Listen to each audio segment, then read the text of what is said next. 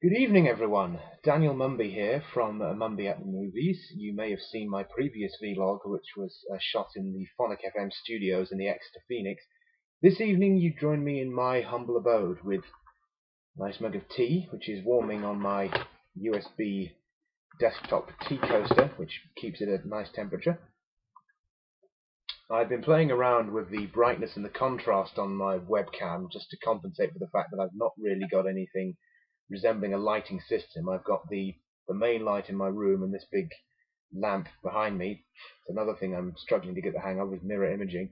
I tried once or twice to broadcast this with this behind the chair, but it was just flaring, and I figured that would get irritating very quickly. I don't know how many people who follow my blog are fans of J.J. Abrams, but in any case, this is a little video, essentially, to serve as an introduction to From the Archives, which is the new segment of the blog which starts this Friday, in which, if you've seen the previous vlog I did, I'll be posting up a different episode each week of the radio series that I helped to create when I was at the University of Warwick back in 2008 to 2009. So if you want to go into the series completely cold and just enjoy each episode as it comes, then you might want to shut this video off and just wait until Friday before. But if not, stick around and I'll basically tell you a little story about how it came to be, basically. So, where to start? We will start back in my second year at university, when I first became involved in Radio Warwick, or RAW as it was shortened known. And I hosted a breakfast show called The Dark Side of the Mumby. My name lends itself to a lot of puns, as you may have gathered by now. And basically, it was a very standard breakfast show in which I played records, and I had a different guest on every week. And one of those guests who turned up on a regular basis was a guy called Thomas Wales, whom I'd met in my first year. And he became kind of my default guest of... He came on once or twice of his own accord, but then he would be the person I turned to if any of my regal proper guests turned me down. I'd sort of ring him up at 11 o'clock the previous night saying, please, can you come on? I don't want to do this on my own. So he did, and we developed a pretty good bond. And I thought, well, one more year here at Warwick. I want to carry on radio stuff next year. Maybe we can do something together. Over that summer, the big Union North building, which was part of the student union that housed the radio station, was demolished because the whole of the Warwick Students' Union was being refurbished. And so the station had all its servers and equipment packed up and was shifted over to a tiny little block in what's called University House, where all the admin takes place. This huge building. We were just shoved in a cupboard somewhere in the back. And so I thought to myself, this is a golden opportunity for some live radio comedy. And I envisioned this as kind of basically modern day version of the Goon Show, because, hey, I like to be ambitious. Where we'd hire out something like a sports hall or a big hall of some kind where exams usually take place, and there'd be a different script every week with a recurring cast, and there'd be a live audience. We'd record it, and then it would be broadcast either live on RAW or record it and then broadcast it another day.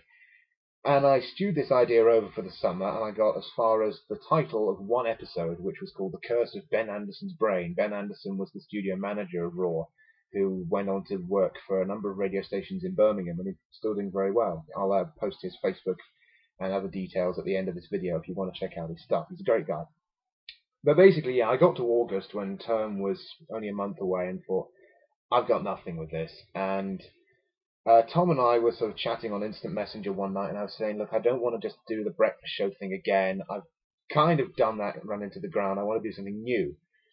And through various discussions, I can't remember exactly what led to what, we hit upon the idea of having a kind of standard two-hander show where we'd play music and we'd have features and so forth, but there'd be a little dramatic section in the middle.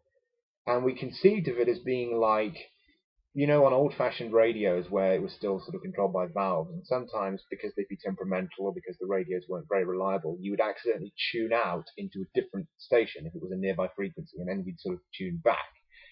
And both Tom and I were big fans of kind of Radio 4 comedies, and specifically the Radio 4 way of doing things, which is, you know, love-hate relationship. It's kind of parochial and quaint, but it also has a certain British charm to it. So we figured, well, what if we had a program where in the midst of this typical student radio show, you tuned out and it was like you'd gone back in time, and then you came back and it was like nothing happened. So basically it was a non sequitur.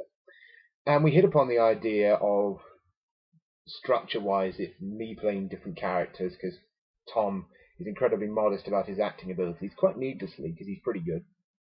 And so yeah, that's how the Yesterday Show came about.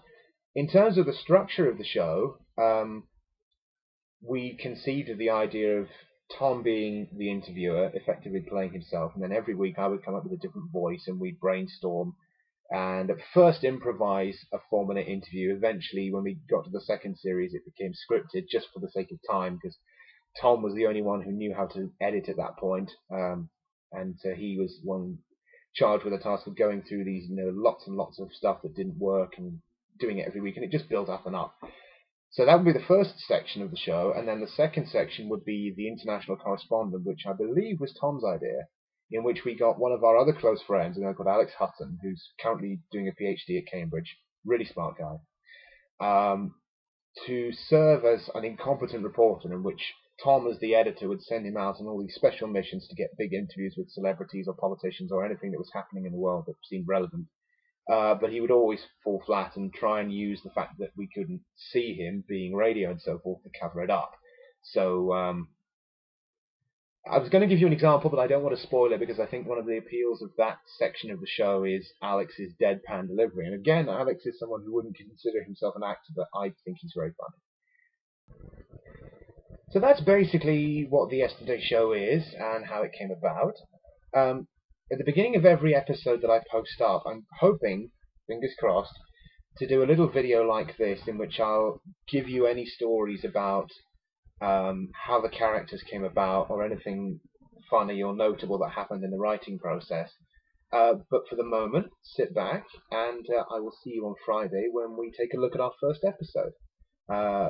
I will give you the name of the character is Croaking Chris Armstrong, so it's a musical episode. But the rest you'll have to tune in and find out about. So take care and see you on Friday.